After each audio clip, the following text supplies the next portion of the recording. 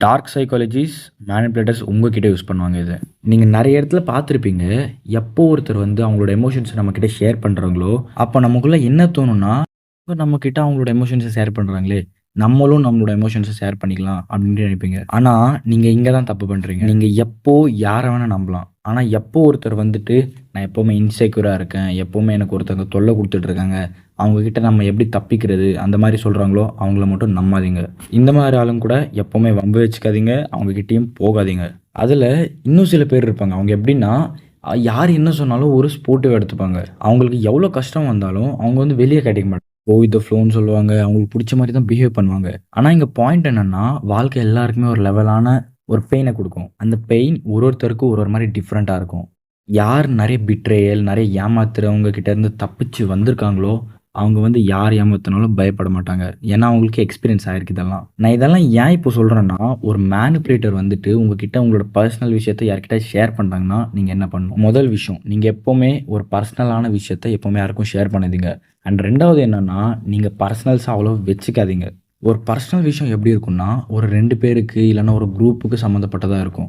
அந்த பர்சனல் விஷயத்த நம்ம ஏன் மத்தவங்க கிட்ட ஷேர் பண்ணணும்? அந்த குரூப்ல இருக்கவங்க கிட்டயே சால்வ் பண்ணிக்கலாம். இல்லன்னா அவங்க கிட்டயே ஷேர் பண்ணிக்கலாம். நமக்கு யாருன்னு தெரியாதவங்க வந்துட்டு நம்மள திட்டினாலே கொஞ்சம் ஃபீல் ஆகும். அதுவே நம்ம கூடயே இருந்து நம்ம என்ன சொல்றோமோ கேட்டு, அவங்க என்ன சொல்றோமோ நம்ம கேட்டு, இந்த மாரி ஆளுங்க வந்துட்டு நம்மள ஏமாத்திட்டாங்கன்னா, நம்ம பின்னாடி பேசுறாங்கன்னா, நமக்கு எப்படி இருக்கும்? மேனிபுலேட்டர்ஸ் வந்துட்டு நெறைய விதமா இருப்பாங்க.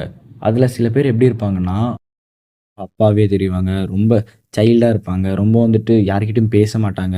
ஒரு மாரி அப்படியே பாவம் பார்க்குற மாரி இருப்பாங்க. பட் உள்ள வந்துட்டு நெறைய விஷயம் இருக்கும். அது விஷயம்ன்ட்டு சொல்லாமா இல்லையான்ட்டு நமக்கு தெரியாது. அது வந்துட்டு இங்கிலீஷ்ல எப்படி சொல்லுவாங்கன்னா, காசிப்ஸ்ன்னு சொல்லுவாங்க. லைஃப்ல எப்பவுமே ஒரு விஷயத்த ஞாபகம் வச்சுக்கோங்க. யாராச்சும் உங்ககிட்ட வந்துட்டு, "எங்க அண்ணா அப்படி இருக்கான், எங்க அண்ணன் இப்படி இருக்கான், என் தம்பி இப்படி இருக்கான், எங்க அம்மா அப்படி இருப்பாங்க. என்ன ரொம்ப டார்ச்சர் பண்றாங்க" அப்படின்னு சொன்னா, கண்டிப்பா அவங்கள மட்டும் நம்பாதீங்க. ஏன்னா, அவங்க வீட்டுக்காரங்களே அவங்க நம்பலன்னா, உங்கள ஏன் நம்புவாங்க?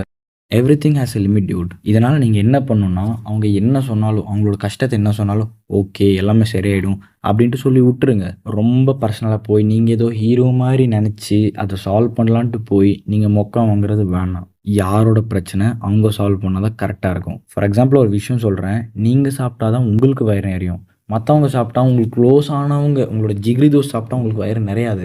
நீங்க நல்லா இருந்தா தான், உங்க சுத்தி இருக்கிறவங்க கூட நல்லா இருப்பாங்க. அந்த மேனிபுலேட்டரே ரொம்ப சோகமா இருக்கட்டும். பட் நீங்க வந்துட்டு ரொம்ப பாசிட்டிவா, ரொம்ப சந்தோஷமா இருந்தா, உங்ககிட்ட அவங்க எப்பவுமே சந்தோஷத்தையே நடிப்பாங்க. இல்லன்னா சந்தோஷமாவே இருப்பாங்க. இங்க வரைக்கும் நம்ம என்ன பார்த்தோம்னா, மேனிபுலேட்டர்ஸ் கிட்ட இருந்து நம்ம எப்படி தப்பிக்கிறதுன்னு பார்த்தோம். பட் இதுக்கப்புறம் நம்ம என்ன பார்க்க போறோம்னா, நம்ம எப்படி மேனிபுலேட்டர்ஸா, ஒரு சைக்காலஜிஸ்ட்டா மாறுறது எப்படின்னு பார்க்க போறோம். மத்தவங்கள மேனிபுலேட் பண்றது ரொம்ப ஈஸி. அதுலயும் ஒரு எமோஷனல் ஃபூல், ஒரு வந்துட்டு எப்பவுமே ஜாலியா இருக்கிறவன், ஒரு மாரி டிப்ரஸ்டா இருக்கிறவன், இவங்கள வந்துட்டு மேனிபுலேட் பண்றது ரொம்ப, ரொம்ப, ரொம்ப ஈஸி. ஃபர்ஸ்ட் ஆளு டிப்ரஸ்டு காய். எப்போ ஒருத்தன வந்துட்டு நீங்க டிப்ரஸ்டா பார்க்குறீங்களோ, அந்த டைம்ல கிட்ட போயிட்டு, ஆ என்னோட ஆள் இப்படி பண்ணிட்டா, என்னோட ஆள் அப்படி பண்ணிட்டா, அப்படின்ட்டு உங்களோட ஸ்டோரிய நீங்க ஸ்லோவா சொல்றத ஸ்டார்ட் பண்ணிட்டீங்கன்னா, நான் கண்டிப்பா அடிச்சு சொல்றேன், அவன் கூட அவனோட ஸ்டோரிய கண்டிப்பா சொல்லுவான். அதுவே ஒரு மேனிபுலேட்டரா இருந்தா, சொல்றதுக்கு கொஞ்சம் யோசிப்பான். 2வது யாருன்னா, ஒரு ஹேப்பியான பெர்சன். இவங்கள எப்படி வந்துட்டு நம்ம மேனிபுலேட் பண்றதுன்னா, இவங்கள மேனிபுலேட் பண்றது வந்துட்டு கொஞ்சம் ஸ்லோவான ப்ராசஸ் தான். ஃபர்ஸ்ட் அவங்க எங்க போனாலும் அவங்க கூடயே போங்க. அவங்க வந்துட்டு நம்ம தியேட்டர் போனோம்னா போங்க. அவங்க வந்துட்டு சாப்பிட கூப்பிட்டாங்கன்னா போங்க. அவங்க கூட நீங்க டிப்ரஸ்டா இருந்தாலும் ஜாலியா இருக்கிற மாரி காட்டிக்கோங்க. அவங்களோட மூட மேட்ச் பண்ற மாரி பாருங்க. அவங்களோட ஃப்ரெண்டா இருக்கிறது பாருங்க. பெஸ்ட் ஃப்ரெண்டா மாறுங்க first. And then the actual process starts. இப்போ முதல் ஸ்டெப். அவங்க வந்துட்டு அவங்களோட மூட அப்சர்வ் பண்ணுங்க. அவங்க வந்துட்டு ஹேப்பியா இருக்காங்கன்னா, அந்த டைம்ல வந்துட்டு நீங்க வந்துட்டு ஹேப்பியான விஷயத்த கேட்கணும். எல்லாமே ஹேப்பி மூமெண்ட்ஸ பத்தி கேளுங்க. அண்ட் நார்மலா நீங்க கால்ஸ்ல பேசுவீங்க, டைரக்ட்டா பேசுவீங்க. இந்த மாரி டைம்ல என்ன கேட்கணும்னா, நீங்க வந்துட்டு கேட்காதீங்க. நீங்க வந்துட்டு உங்களோட பர்சனல் விஷயத்த சொல்லணும். பர்சனல் விஷயம்னா எந்த மாரின்னா, நீங்க வந்துட்டு உங்களோட பர்சனல்ஸ சொல்றீங்களோ இல்லையோ தேவையில்ல. நீங்க வந்துட்டு ஃபேக்கா கிரியேட் பண்ணாலும் ஓகே. ஏன்னா, நீங்க வந்துட்டு ப்ரொஃபஷனல் மேனிபுலேட்டரா ஆவுறதுக்கான ஒரு வழிய சொல்றேன்.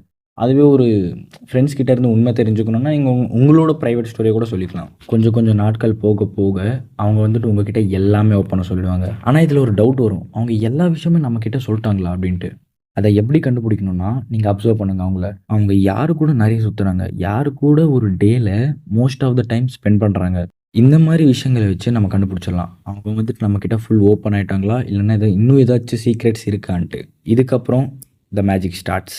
நான் இந்த மேனிப்புலேஷனை வந்துட்டு ரொம்ப மேலோட்டமாக தான் சொல்லியிருக்கேன். பட் டீப் இன்சைட் இன்னும் நிறைய இருக்கும். அது ரொம்ப காம்ப்ளிகேட்டடாக இருக்கும். ஸோ நான் உங்களுக்கு அதனால தான் ரொம்ப ஸ்லோவாக பொறுமையாக நம்ம நார்மல் லைஃப்பை சிங்க் பண்ணி நான் சொல்கிறேன். ஏன்னா நான் சொல்ல போகிற சைக்காலஜி மேனிப்புலேஷன்ஸ் விஷயங்கள் வந்துட்டு உங்களுக்கு புரியணும். எனிவே இந்த வீடியோட எண்டுக்கு வந்துட்டோம். நம்ம டெய்லி கொஞ்சமாக பேசி நிறைய தெரிஞ்சுக்கலாம். சப்ஸ்கிரைப் பண்ணி வச்சுக்கோங்க.